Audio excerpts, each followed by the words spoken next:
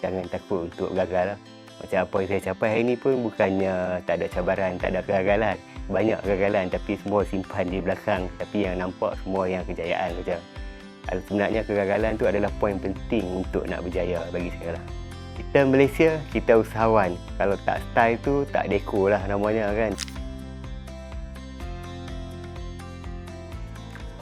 Nama saya Ahmad Irwan bin Arifin, merupakan founder ataupun CEO kepada Ideco Group.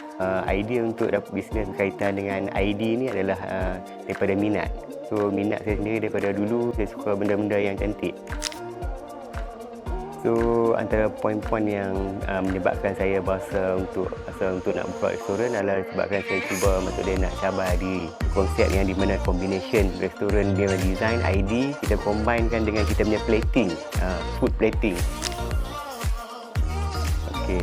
So alhamdulillah semenjak kita mengenali PUNB ini, dan dia banyak membantu dan dari segi kita punya pembiayaan dan sebagainya, dan satu lagi dia dari segi bimbingan keusahawanan lah. Dengan adanya bantuan daripada PUNB ini buatkan kita lebih yakin lagi kan untuk nak berkembang, dan juga kita lebih yakin untuk nak mencari peluang-peluang ataupun projek-projek yang lebih besar dengan bantuan kewangan especially daripada PUNB.